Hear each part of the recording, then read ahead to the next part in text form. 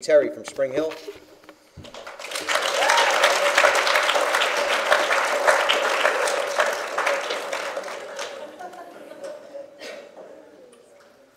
Thanks. Let me get rid of this. Hi everybody, my name's Terri. I'm an alcoholic. Hey Terri. Yeah, well, they told me I'd be speaking tonight. I didn't think I'd be speaking to a sold-out crowd. I was like, wow, quite a group here tonight.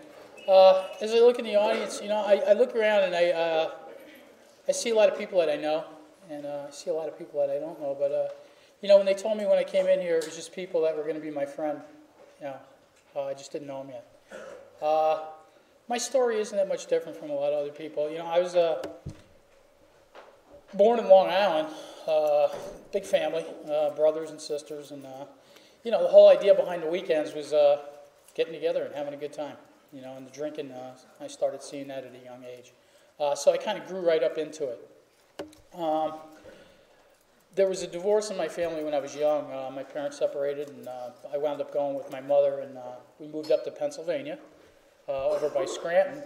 Heard a couple people here from Erie. I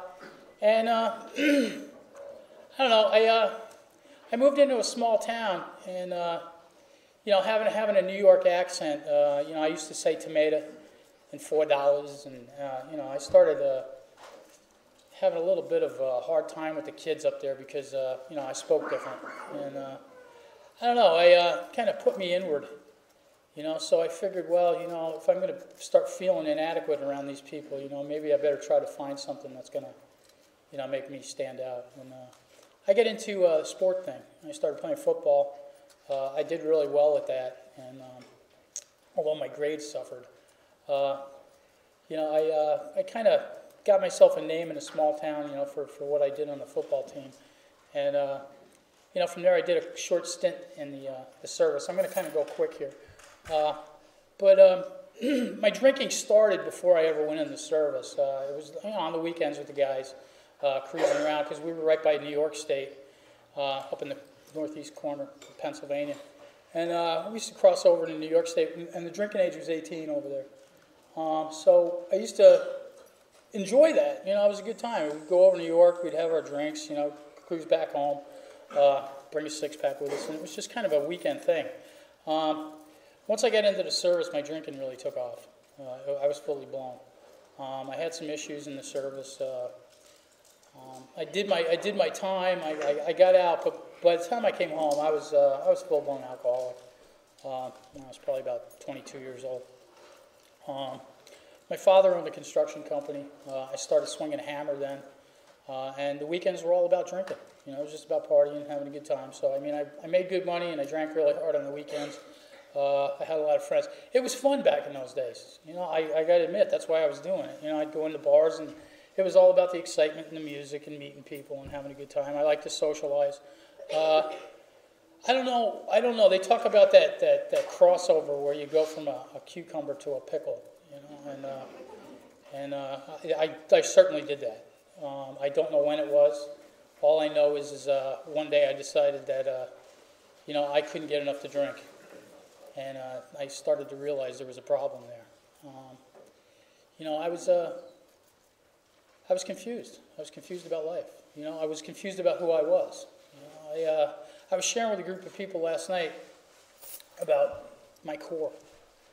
And I think we all have that. And I think that's kind of where the whole thing of recovery comes from, is who we are inside. And I wasn't comfortable with that. I wanted to change that. There was just that uneasy feeling that something wasn't right. I was telling people last night, I felt like Charlie Brown. Like I didn't measure up. I wasn't right for the part. And those few drinks made me feel okay. All of a sudden I was something that I wanted to be. So the drink became my friend. And I ran with that for quite a long time. As I got older, once again, I said I was a carpenter and things, and I was very fortunate. I had a good earning potential. You know, I went out and I sought a living and I made good money, and I was very fortunate to build my own home. I accidentally, after going through a series of bad relationships in my life because of my drinking and partying, I accidentally bumped into somebody who I fell in love with. It was accidental. You know, I did it all the wrong way. I didn't expect it.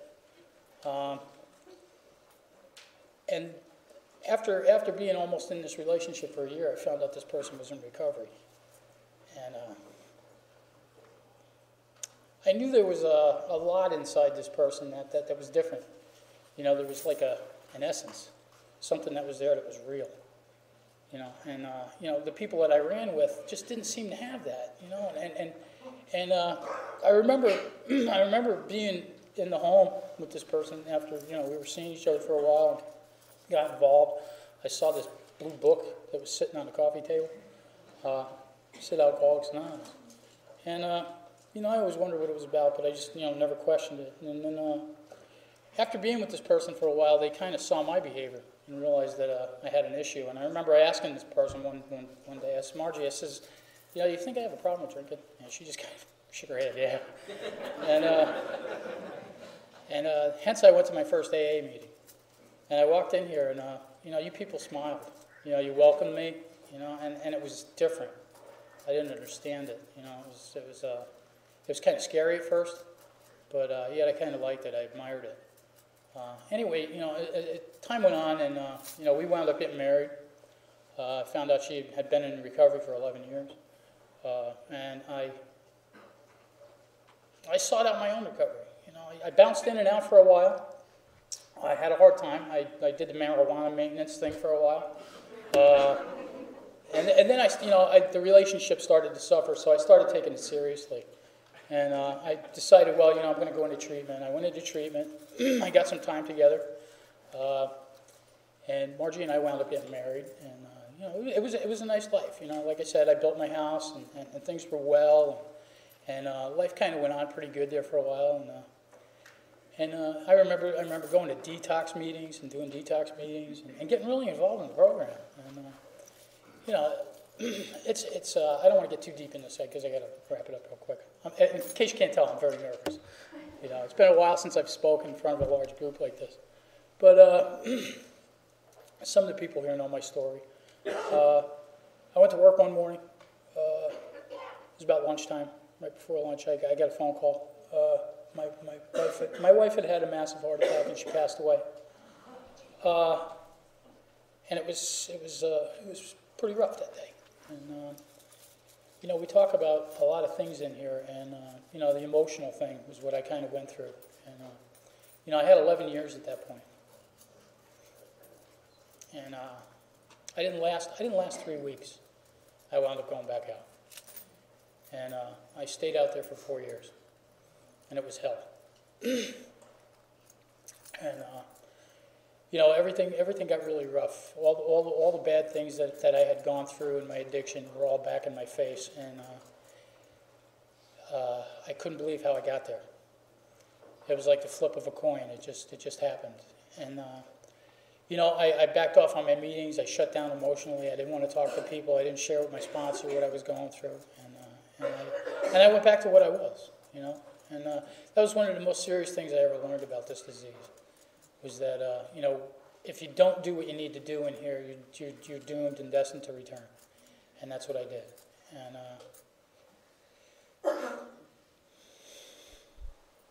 it was tough. It was tough.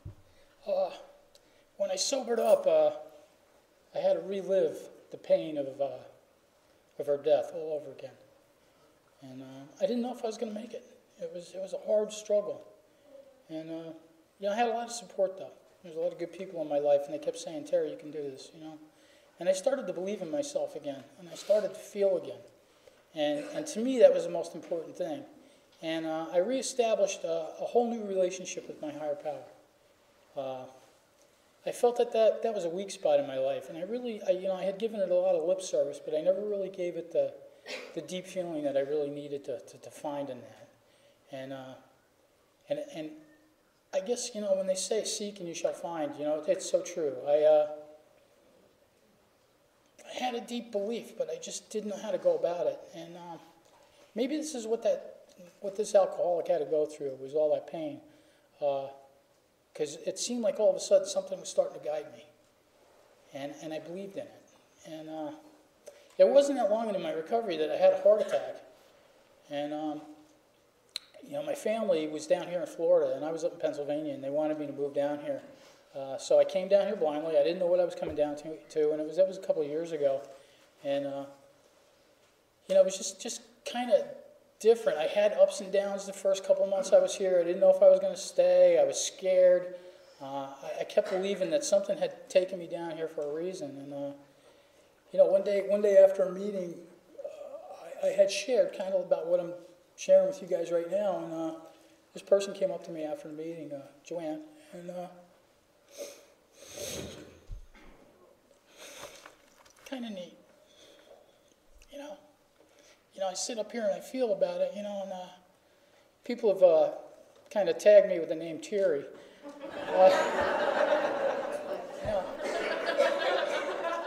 I never used to feel before, I was kind of numb to all that kind of mushy stuff. And, all of a sudden I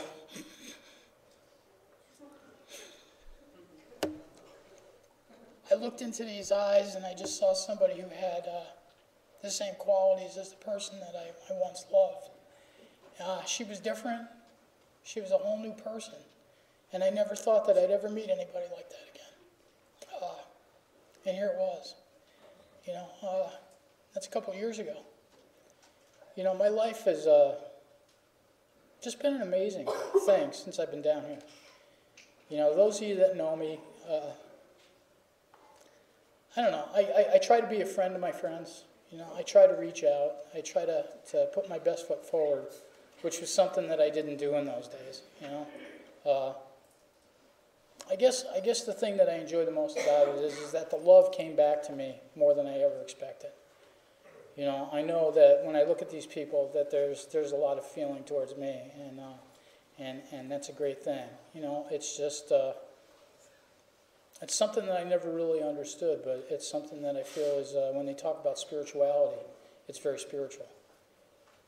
I feel at a deeper level. My heart feels like it's learned something new. I feel like the lights got turned on in my life, and I enjoy it so much. My recovery has just been a wonderful thing that I take a lot of feeling towards now. I cherish it, and I know how fragile it is, and I know how easy it is to lose. I try to do the right things today, and I try to keep things simple. I don't know. That's about pretty much all I got. Thank you.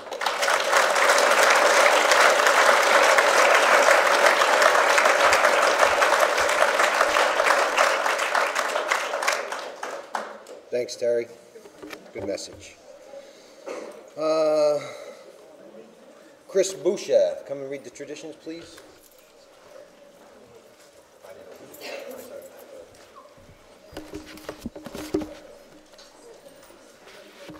Chris Busha, I'm an alcoholic. 12 traditions. 1, our common welfare should come first.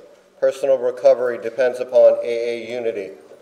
2, for our group purpose, there is but one ultimate authority, a loving God as he may express himself in our group conscience. Our leaders are but trusted servants, they do not govern. 3, the only requirement for AA membership is a desire to stop drinking. 4, each group should be autonomous except in matters affecting other groups or AA as a whole. 5, each group has but one primary purpose, to carry its message to the alcoholic who still suffers. 6, an AA group ought never endorse, finance, or lend the AA name to any related facility or outside enterprise, lest problems of money, property, and prestige divert us from our primary purpose. 7, every AA group ought to be fully self-supporting, declining outside contributions. 8, Alcoholics Anonymous should remain forever non-professional, but our service centers may employ special workers. 9, AA as such ought never be organized, but we may create service boards or committees directly responsible to those they serve. 10, Alcoholics Anonymous has no opinion on outside issues, hence the AA name ought never be drawn into public controversy. 11, our public relations policy is based on attraction rather than promotion. We need always maintain personal anonymity at the level of press, radio, and films. And 12, anonymity is the spiritual foundation of all our traditions, ever reminding us to place principles before personalities. Thanks, Chris. Sean, could you come up and do the chips, please? Hey. Let me get that for you. Sean, alcoholic. This group has a tradition on handing out chips for various lengths of sobriety, and if you have it, please come up and get it. And the first chip we offer is the 24-hour chip. Next chip is red for 1 month.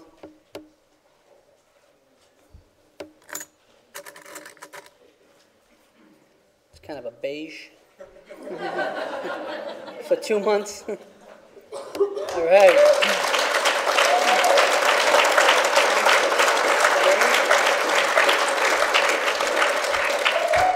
That's Jolene, everybody. Next chip we offer is a 3-month chip. It's green.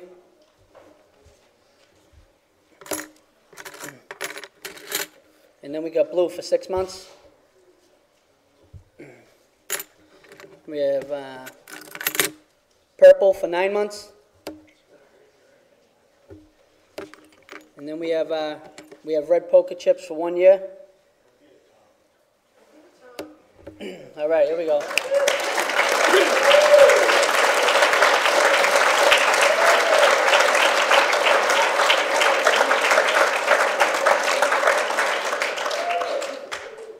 That's Sean, everybody. Hey! We got one more? What, this guy here?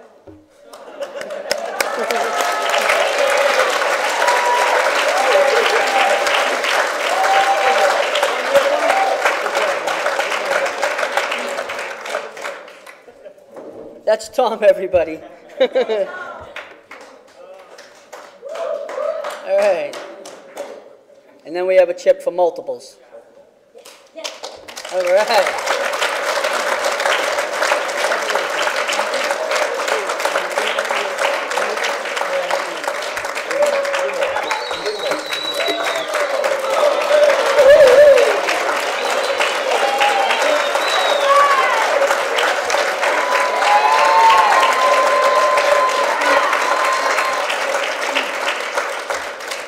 We have Emily, Jean, and Kathy.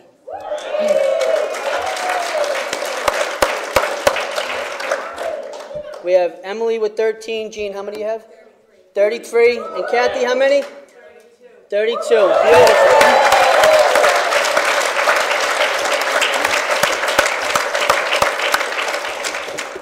Not a sobriety. Okay, now we'd like to bring up our main speaker, Joanne. Come on.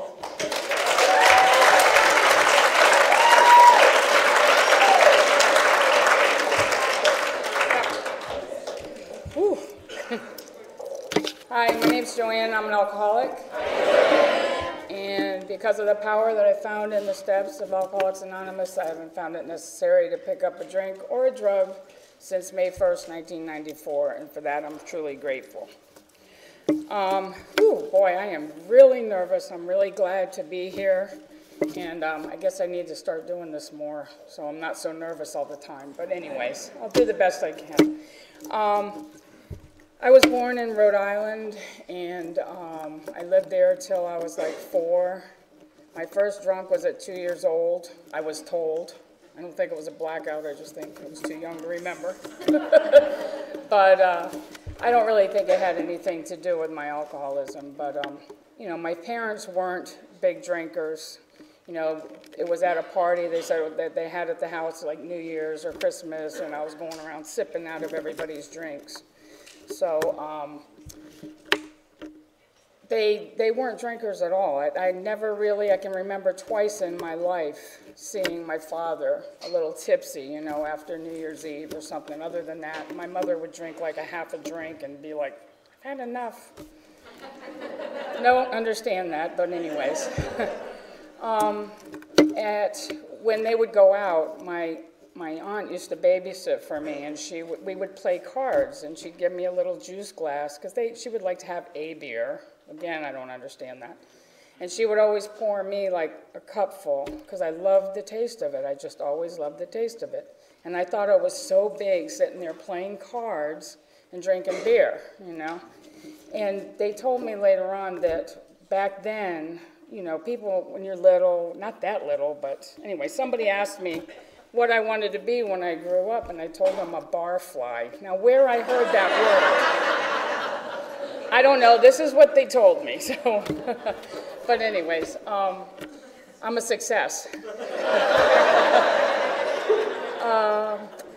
We moved down to Florida when I was right before I turned 5, and I grew up on the other coast in Palm Beach County, and I lived there until about 5 years ago when I moved to Spring Hill. Down there, I was, you know, I really didn't have any problems at home. I mean, my parents were, I just felt like it was like a normal family. I mean, I had everything that I needed, not what I wanted, but I had everything I needed. I got good grades in school, and I was one of those people, my mother used to say I'd make friends with a doorknob. You know, wherever we went, I'd be like, oh, hi, you know, I was like real outgoing and just real comfortable, you know, not shy at all. And I don't know what the heck happened, you know, but when I became, it was in between 6th and 7th grade is where I can remember feeling different, you know, and it was so comforting to me when I came into the rooms to hear so many people say the same thing, because I thought it was only me, you know, and I just didn't feel as good as, or, you know, as smart or as pretty or as funny, and, you know, just didn't feel, I always felt like I was on the outside looking in, and I really, you know, don't think I had any reason to feel that way, but I don't know why, but I just did. And so when I was introduced to older people, I always gravitated towards older people. And it wasn't usually the people that were doing the right thing. The people that were doing the right thing, like studying and, you know, doing stuff like that and playing football on the football team and stuff like that, just, yeah, it didn't look like real interesting to me. But the ones that were, you know, skipping school and over there in the corner, you know, smoking and drinking and, you know, that looked like a lot of fun. They were always laughing and having a good time. And of course I loved beer, so, you know, that worked out fine for me. So I remember about, I don't know, it was at a baseball game at the town park in North Palm Beach, and all the older kids were over there and by the dugouts and everything, and, you know, everybody's parents would drop them off at the ball game because we're going to watch the ball game. Yeah, right. Okay, so anyways, you know, we'd hang out there, and I ended up, you know, drinking with these people because they looked like they were having a lot of fun. And it was a lot of fun, you know, and just, I don't know what it is about liquor and, you know, about alcohol. It just made me feel, well, probably because I was with the older people too. And they, you know, I didn't feel like they were looking down on me after I had a few drinks. You know, I thought I was real important then. You know, and I drank alcoholically. Looking back, I drank alcoholically, you know, from the time I started drinking, because I always drank as much as I could. And I was always really upset when it was gone. And everybody was going home, and I was like, what? You know, come on, we just got started. Anyways, you know, that kind of went on. We were drinking on the weekends and all that stuff. I didn't really get into any trouble until 14. All grown up now. Actually, it wasn't. I think I was only 13 or 14. I don't know. When you get this age, they're all one big blur. So, anyways, it was right around 13 or 14. I know I wasn't old enough to go to jail yet. I ended up in the children's home. But my girlfriend, we were in junior high, so it must have been 13. My girlfriend's older sister, she was a big girl. She was like 17. And she would take us with her when she would go drinking so she could keep her eye on us. Yeah, okay. So one of her friends' parents went out of town, one of those things where they invite everybody over and they have this big bash. And it was on this lake, a place called Square Lake. And so I remember where everybody was chugging Colt 45s, when the shooters, where you stab a hole in and anyways, and I was just sloshed, and I just kept drinking and drinking, and I remember that I really thought, wow, this is great. I'm really important. I'm really somebody.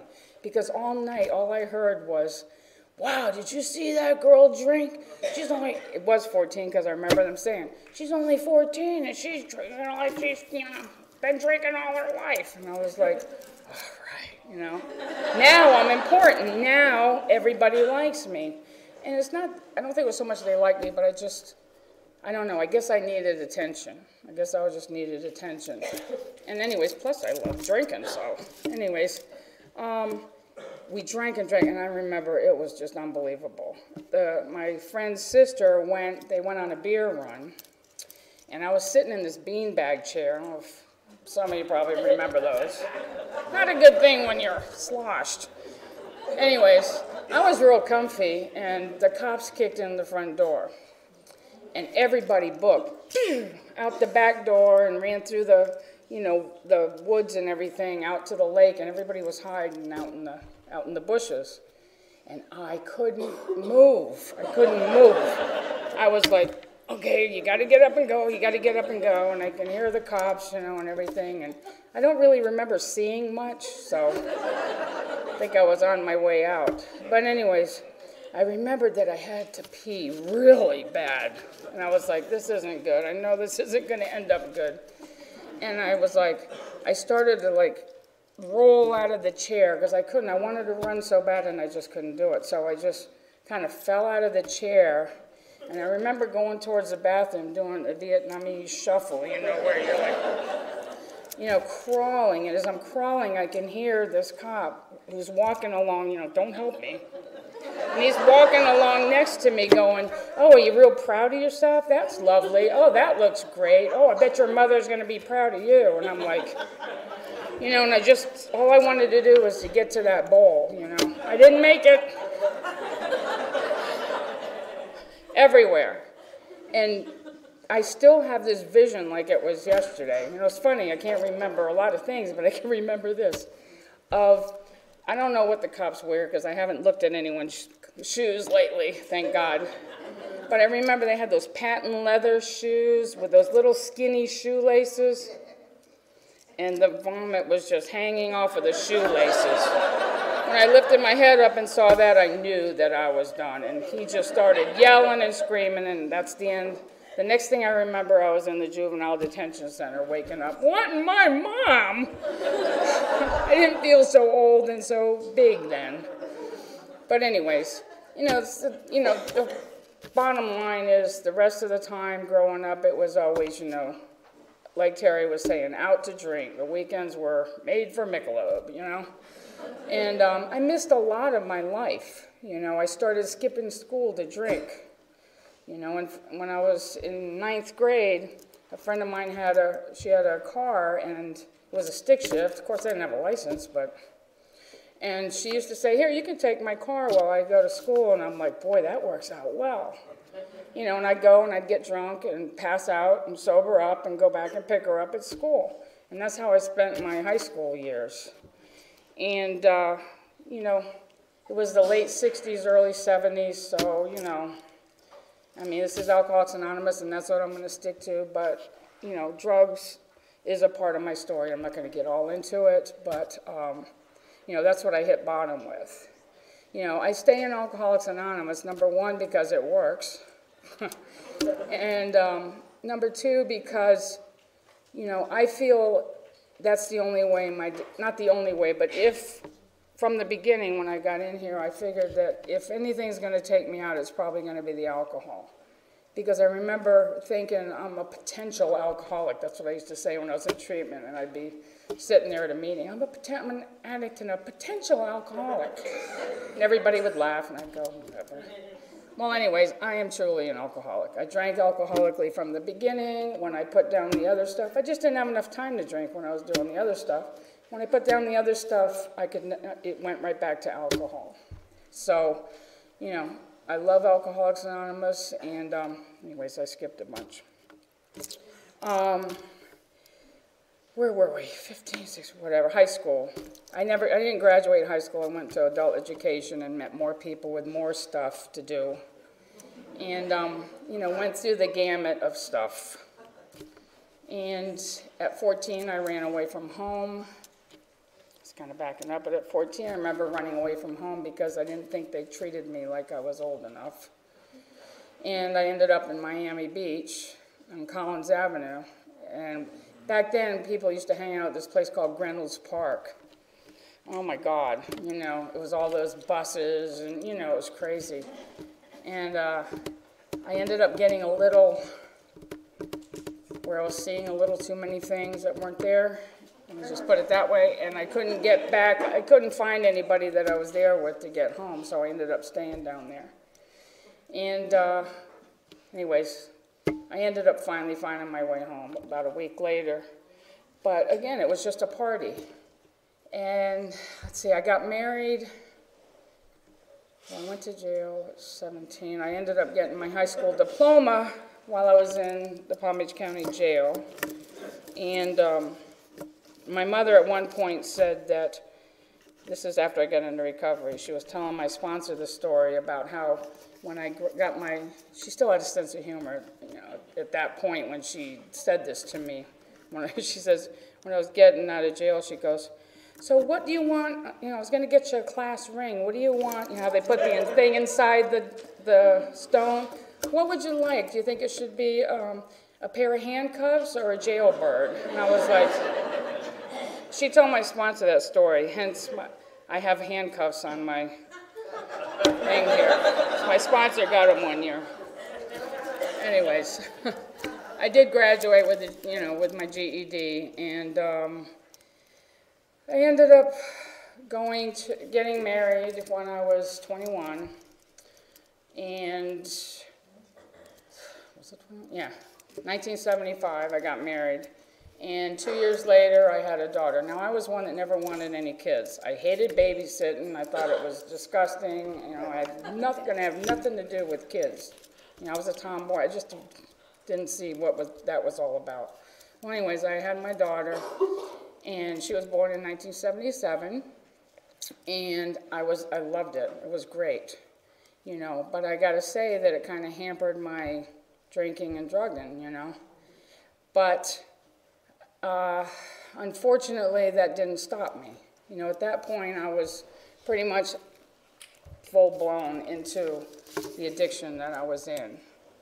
And by the time she was two or three, my husband and I had learned how to shoplift to get money. And that's what we spent all day doing every day, 365 days a year. Waking up in the morning, going and getting some money so we can get what we needed to be normal, and then going about and just chasing it all day long. And that's really all I can remember for pretty much 20 years. That's how it went. And it's just hard for me to believe, you know, that all that time was wasted. However, it's not wasted because it's brought me where I am today. And thank God I have peace in my life today. And without that and without all the pain, I know I wouldn't be here. So, you know, I'm really grateful for that. But she was born in 77. In 1981, she was 4 years old. And, you know, she was with us all the time. And that's horrible. You know, the things that I did with my kids, I'm not proud of, but they're part of my story, you know. And it makes it really hard. I heard one time that someone say that, you know, women, not that men don't have problems and have it hard in recovery in the beginning, but it's for women, you know, I think we carry a lot more shame and guilt, you know, and that kept me out there for a long time, the shame and guilt. In 1981, I was in a methadone clinic for about the 4th time, and my daughter, we were trying to get to the place before it closed in the morning, and we were rushing, and so we got to I went there, I got dosed, and we had been up or down or whatever, you know, for like a few nights, and we were really tired, but we had no money. We were staying at my sister-in-law's house, and there was 4 other children in the house, so we didn't have anything, because we had all drank up and, you know, did up all the money that was in the house, so I said, well, we've got to go and get some money, and we had to go out of town. We had to go to the next county because we were so well known in all the stores. And so we drove down to Boca Raton, well, it's actually the same county, but anyways. And we never made it, though. So we left there, and my husband said, I'm not going, I'm too tired to drive, I'm not going. Well, I felt okay. So I said, I'll drive, I'm fine. So anyways, we got on I-95 at Belvedere Road. You know, I don't know why I'm saying that because you don't know where it is. But anyways, we got on I-95, and I remember getting on I-95. And back then there wasn't, the seatbelt laws weren't in effect. They were trying to get them in effect, but they weren't. And my daughter was laying on the back seat. We were in I don't know what it was, a Datsun station wagon or something. And my husband was in the passenger side with the seat reclined, because he had headphones on with the seat reclined, thank God. And I was driving. And the last thing I remember was getting on I-95. And the next thing I remember was feeling like so much pressure on my back and just hearing traffic going by. And I remember thinking, I don't know if I said it out loud, but I remember thinking, oh my God, I wrecked the car. And then I must have blacked out because I don't remember anything else until waking up in the hospital and coming in and out because they kept knocking me out when I'd come to. And I had this horrible feeling that I was alone, you know, and I'd start asking questions. This is what I found out later, and they'd knock me back out. Well, finally, they had to tell me that, you know, they brought my husband in, you know, and he had injuries, but you know, he was still alive. And they told me that my 4-year-old daughter had been killed in the accident. And, you know, I know she's okay today. But I didn't grieve that death for a long time. I thank God today that I had a broken neck and I was in the hospital and I couldn't get to the funeral. I really am glad because I don't have to see that. I can remember her laughing. And, you know, trying to deal with that, I don't know, I don't have any excuses. You know, I'm an addict, I'm an alcoholic. That's what I do, I drink and I do drugs. That's the natural thing for me to do. This is not natural, but it's feeling more natural now. And I couldn't stand it. When I would stop the drugs and stop the alcohol, that guilt would just slam me in the face. I could not stand it. If I hadn't had that guilt slamming me in the face, would I have stopped? Probably not. I wasn't done.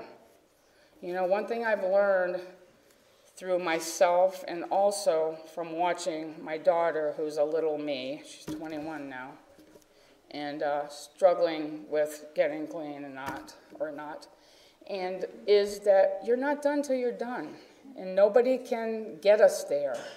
You know, we all have to drink our last drink or do our last drug or whatever it is till we're willing to do whatever it takes to not go back to where I came from. You know, and my sponsor early on told me, whatever you do, polish that memory up really well and hold it dear to you because, you know, at one point that's going to be the only thing that'll keep you from picking up a drug, you know, or a drink. And I've managed to do that so far. That went on, that was 1981 when I had the accident, and it was 13 years later, in 1994, when I had a strange chain of events. If you're new, watch out for these strange things that you can't explain. You know, because when you start putting them all together later, at least for me, it was like, you know what, something's happening here. Something's moving me, and I don't know what it is, but something's happening. There was no reason for this to happen to me. I had overdosed a million times. I had obviously had many car accidents, and, you know, there was no reason for me to be alive, first of all. And my blood sugar ended up dropping. I had done some drugs, and I had we were drinking beer, and I came home, and my parents went to an Elks Club meeting, so I put the kids to bed. Oh, I forgot to tell you that. I had 2 more children.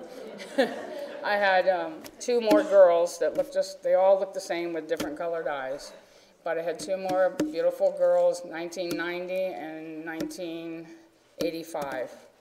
So here I've got these 2 daughters, and anyways, I came home, put them to bed, and I had a really killer headache. I didn't know what was wrong with me. I said, man, I took some aspirins and I went to bed, and I didn't wake up. The next morning, I didn't have to be to work till 11, and my mom was telling the girls, they were trying to wake me up. You know, Sheena was 4 then. She kept trying to shake me and wake me up, and she was going, leave mommy alone. She doesn't have to get up yet. She's going to work at 11. And so she kept going in and out. And then my mom said one time she came out and she said, Grandma, something's wrong with mommy. She's really cold and she's all wet. And so then she ran in there, and it was no reason for it. I don't have any blood sugar problems, but my blood sugar had dropped so low that I went into a coma. And they took me to the hospital. And of course, you know what they do. They ran and did a drug screen, and alcohol. So when I finally came to, I was really confused because it was, I was still messed up from the, whatever that is, hypoglycemia or whatever. And I remember telling the doctor, well, I do, a little bit once in a while. And he went, no. He says, we had to put an IV in your neck. So, no, we're not going for that. So I figured they were going to try to get my mother to Baker, Marchman act me at that point. And I said, you know what, I put this poor woman through enough. So I said, yeah, I'll go. I didn't even know where I was going, but I said, okay, I'll go. I got a cold, and it's, I'll go away for a couple of days. That's all it was. Didn't know I was going to a detox.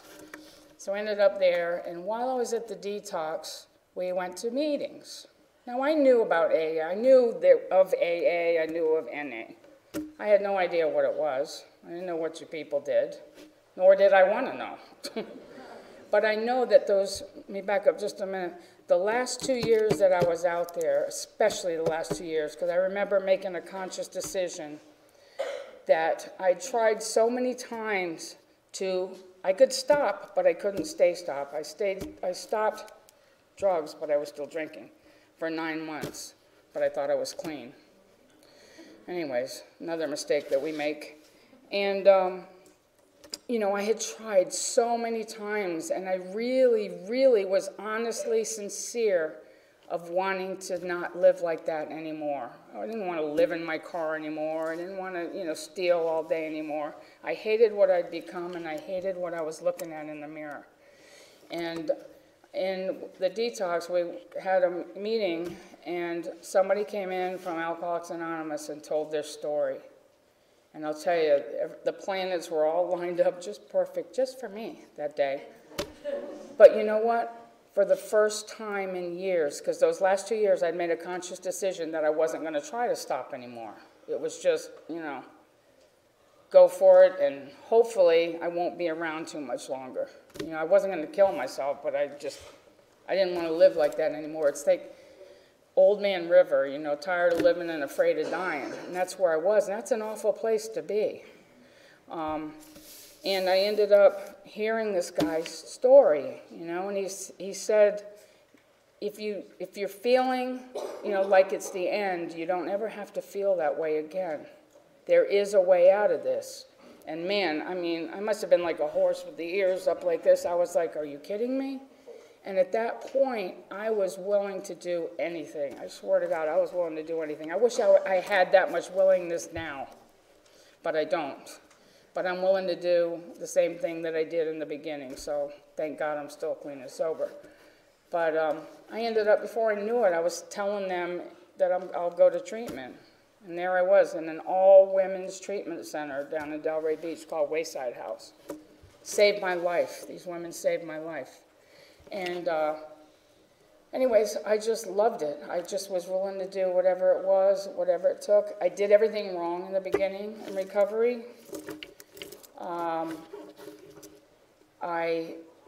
I was married. I'd been married for 29 years, and he had stopped drugs but was drinking like a fish. So I tried to make that work, but really I spent like 5 years, a good part of 5 years, even though I knew I couldn't save him, trying to save him. You know, paying for him to get into halfway houses, doing this, doing that, and my kids are going, why are you doing this? I mean, they're like, at one point they were like 8 and 12, and my oldest daughter would go, why do you let him in? You know, but I couldn't. You know, I couldn't leave him out there, and you know, he'd bang on the door all bloody and everything, you know, from fighting in the bar, and I'd let him use the phone, and then 2 weeks later he was still sitting there on the couch. So anyways, God bless his soul. He passed away. They found him floating in the Palm Beach Intercoastal, the Palm Beach Inlet, on September 9th, 2009. You know, which was probably a blessing for him. Anyway. God, I wanted to talk more about recovery.